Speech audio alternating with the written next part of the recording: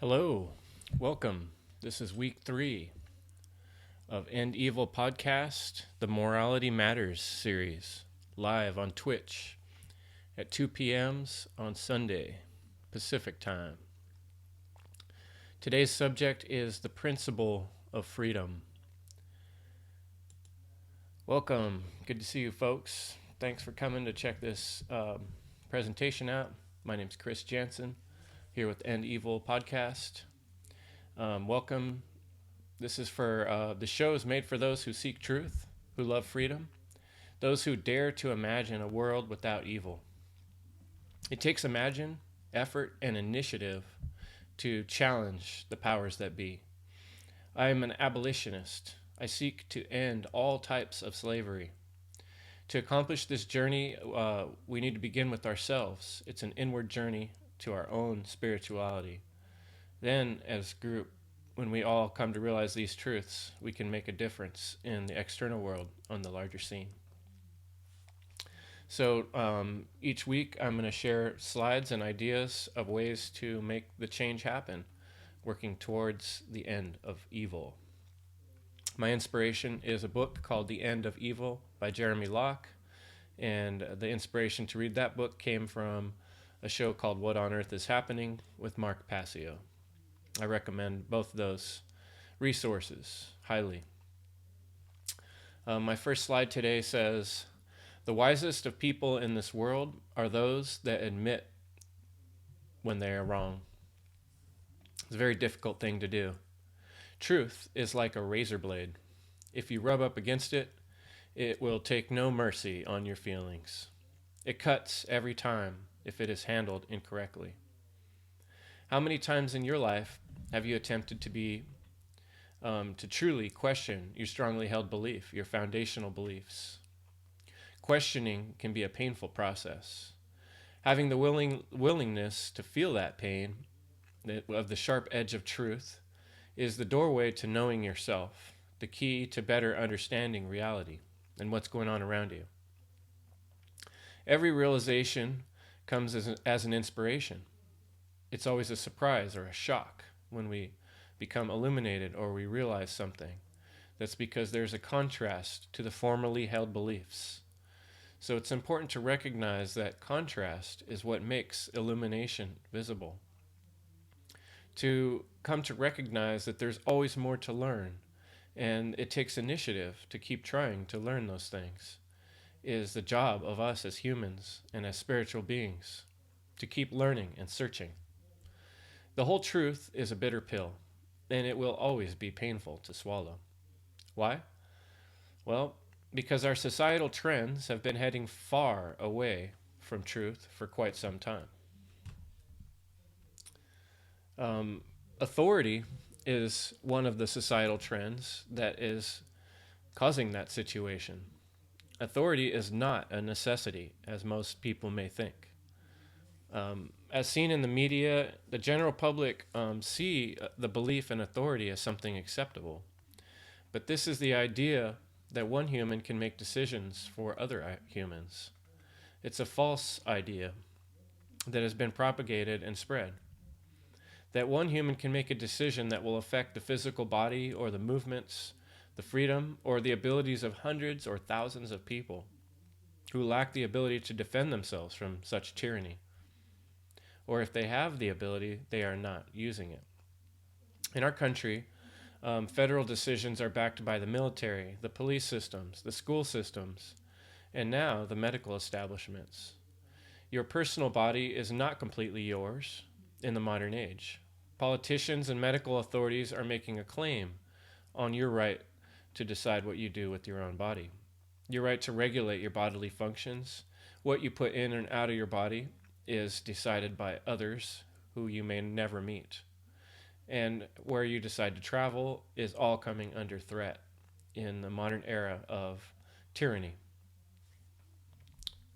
So the important message of this slide is to resist authority. From the book, The End of All Evil.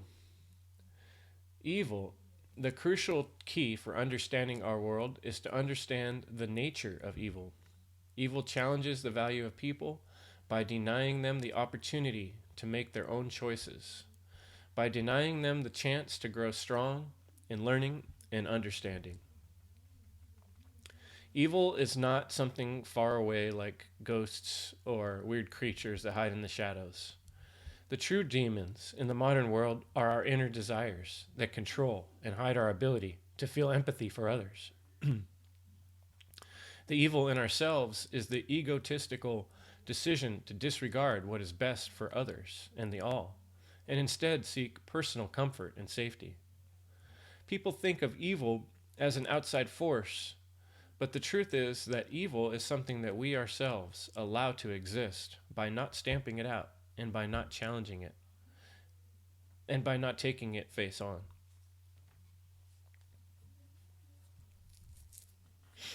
Thomas Paine said that freedom had been hunted around the globe. Reason was considered as rebellion, and the slavery of fear had men afraid to think. But such is the irresistible nature of truth, that all it asks and all it wants is the liberty of appearing. The fear to think for yourself holds back heroes from emerging in our world. The fear to stand out, the fear to be wrong, the fear of being humiliated, the fear of being found out or being different or being ostracized. It may not be in our lifetimes, but eventually all truths will emerge. What is amazing is just how long truths can be submerged and occulted in the minds of the masses. And occulted means to be hidden. The truth is not extremely hard to find for one who chooses to look diligently, to push through all the driftwood. But for the most, the search seems too overwhelming. There's not enough time in one lifetime to find the whole truth. But persistence is not a trait that is highly recognized in our society, and it's not encouraged enough in school. Instead, there's encouragement to accept what is already known. Just because something's in a book that calls it fact does not mean that it's a fact. One must ask more questions, and one must continue to question things that do not make sense in our own minds and in our own spirit.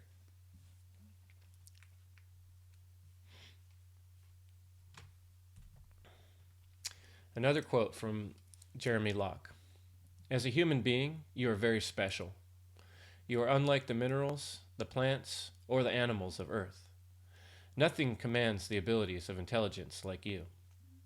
Nothing else has such a complete and total ambition to satisfy dreams. Nothing else has the desire or the thirst for knowledge that you possess. You are a human being, which is an incredible thing and undervalued in the modern sense of things. We're in a rockin'. The trick of value in our world has to do with the structures in place. It has to do with the propaganda that's being put out, the desensitization of empathy and sympathy. Politicians and businesses would have you believe that words on a piece of paper are mightier than actual humans. By printing up laws and mandates, these entities maintain that their rules are of higher authority or power than your average human being. You must follow these rules to fit into society, which is largely funded by your hard work and time and energy. And that is the very hammer that they use to beat you with, paid for by taxes taken from you without your consent. For those who do give their consent freely, they don't understand their true value. Otherwise, they would not give it so freely to crooked entities that have no morals or heart. One human life is of incredible value. This we know deep down when we see children and we want to protect their innocence. A natural understanding of the value of life can be observed outside of traditional societal structures. But in today's cities and structures of business and politics, our value is stamped out and it seems very small for the individual.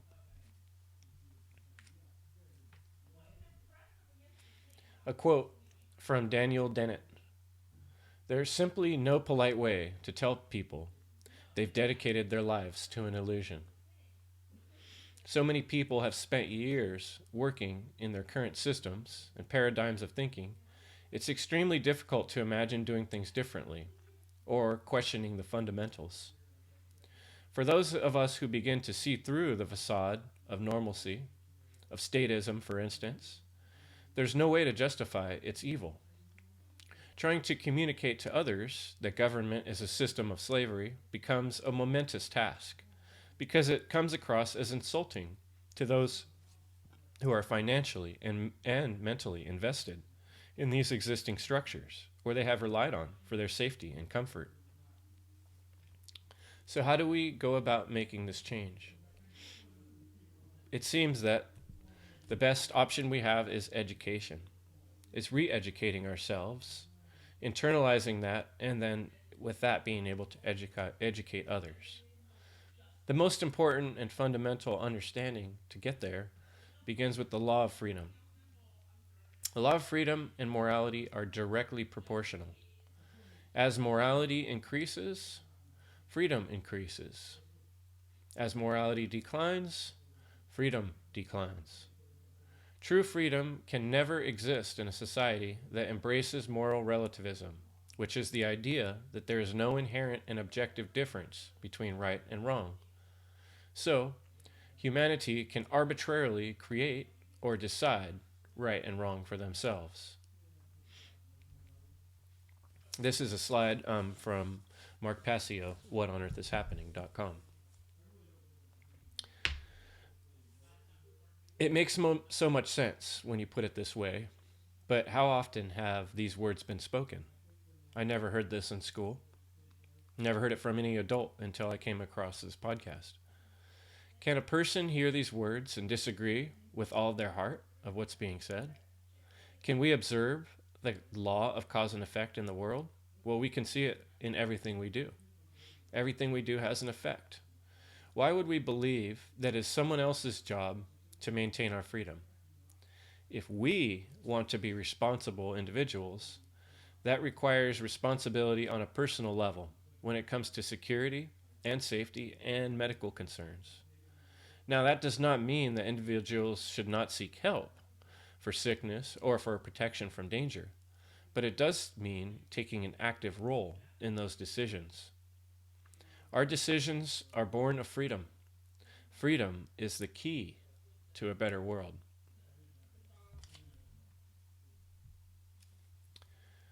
Occult means hidden. Here you see the triangle, the pyramid, where such knowledge has been deliberately hidden in order to create and maintain a power differential between those who hold it and those who are ignorant of it. The hidden knowledge is the law of freedom. It is the understanding of natural law, of cause and effect. The only way to keep large populations from realizing that they are being treated like animals is to keep the average person confused, angry, sad, and lost. The triangle of bricks with the eye on top, like on the dollar bill, is a symbol that represents all of us as bricks that do not see what's going on. Only the eye on the top is illuminated. It's sucking the energy from all of the lower blocks beneath.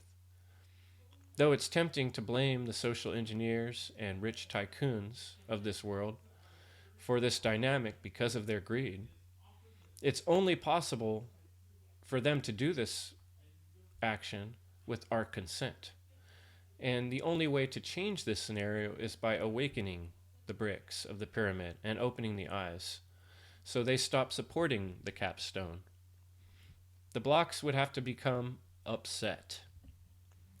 In order to change the power differential, action is required on the part of individuals that are trapped in this matrix of conformity.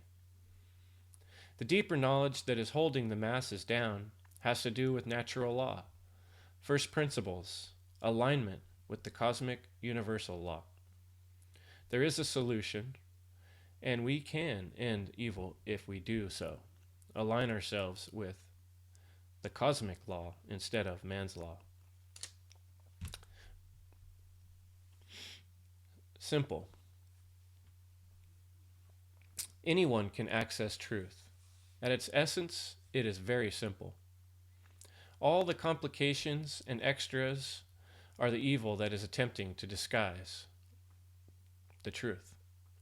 In our world, momentous energy has been put into hiding the true story. Lies upon lies have been fed to the public through televisions, media, and religious and educational institutions. Each person has a direct method to sift through and eliminate these lies. However, it takes focus and hard work because of what has been done in the world around us. We've been polluted with lies and obscurity by the controlling elites of this world. Here's a diagram that's sort of been spread around that shows one possible way of looking at the power elite and their grab over all the smaller entities and corporations. Most of us know that power is very much in the hands of the few, yet tend to ignore this dynamic or feel like there's nothing that can be done about it. The chart is a representation of the same symbology that we see on the dollar bill, with the eye on the top of the pyramid. It seems that most folks now should know that power and money have been accumulated in the hands of the few, yet there's an underestimation of what that accumulation can be done, what can be leveraged with that accumulation, with its incredible power. I ask you, how could that type of money that's in the hands of the few not be used to leverage public opinion, or buy a presidency, or alter media messages? When you know that the same politicians and media own these media outlets, why would they not use these tools to get their way? How can a person, an average person, continue to ignore this immense power and the ability of these elite few to control the masses? Is it just too overwhelming, the fear of not being able to change this dynamic that rules us? If so, the solution is right in front of us. The solution lies in recognizing reality for it truly is. We're not all separate. Everything is not fragmented or disjointed. We can dig past the paperwork and find the tree and the roots that came before the pencils and the pens and the typewriters and the computers. The connection with nature and the interconnectedness offer us a path to change. Each human can access their own value at the same time, engaging care for the greater tree of life that we are all part of. This is a love for freedom. Will we protect the freedom of those around us, we can also maintain safety and peace. In order to care for ourselves, we must care for others. And in order to care for others, we must first care for ourselves and to value our own individual rights and freedom to choose. The only people who are mad at you for speaking the truth are the people who are living a lie. If the words that are spoken here or anywhere else do not specifically harm life itself, if the words are not meant to be intended to cause harm to others, then the words are righteous. Although one could argue that the fall of the government could be a dangerous or violent undertaking, it is only the way that change is imagined that is violent action. Starting with the spiritual growth of the individual here as a goal, there's no talk of harming others, only a plan to improve humanity, one soul at a time. Humans are working together in harmony. If they are working together in harmony, they can accomplish anything. And many hands make short work of huge problems. To change the world, we must change individually and as a group. This is no easy task, but we have the sword of truth, We have the principle of freedom to aid us. For individuals, it is their jobs to find that truth, however hard it may be. For those who have already found some truth, the charge is to start with that and spread it to others, which is why this podcast exists.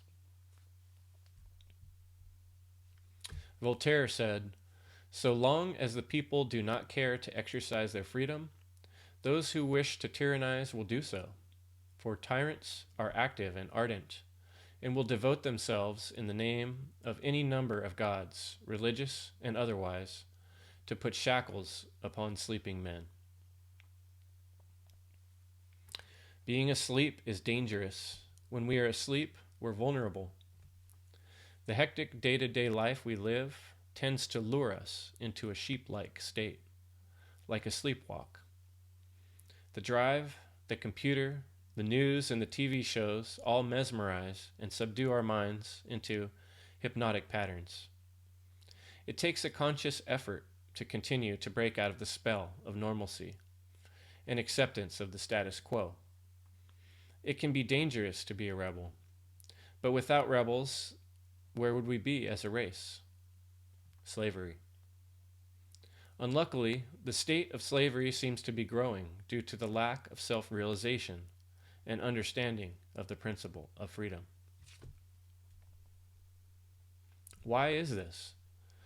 The population far outnumbers the few controlling elites, and yet the masses comply with mandates that are shooting themselves in the foot, further allowing the destruction of basic human rights and more power in the hands of the few, where there's undue honor given to people in positions of authority. Why is this? Where are the moral and honest politicians who are in it for what's best for humanity rather than money? Do you really believe that the president cares about you? Don't be a fool. We are running around the hamster wheel while the fat cats laugh at us. Our attention and energy is required to change the dynamic. There is no hero to fly in and save us. It is up to each one of us. Are you satisfied with the world as it is? I, for one, am not. I do not accept that humans should continue living with so much misery and sadness. I research and learn with my free time because I need to be on the side of truth. However painful it may be, I need to know the real story, what's behind the curtain, and what they are not telling us on the news. It can be found. It takes determination and willpower and bravery. Be like the lion. Do not be satisfied with being a prisoner, ever. My favorite line from a song is from a song called Virgo, sung by Slug of Atmosphere, is the name of the band, Atmosphere. You ain't a real lion if you love the circus. So I think I will end on that slide for today to give you some seeds for thought. Check out End Evil podcast at endevil.life. And you can contact me there if you hit the banner where it says Contact Chris. If you're interested on being on this show, I like to do interviews, and I'd love to talk to you if you got something important to say regarding morality matters, the aspects of freedom and truth, and care for principles. Thanks for coming. Have a great day. Evil is the destruction of freedom.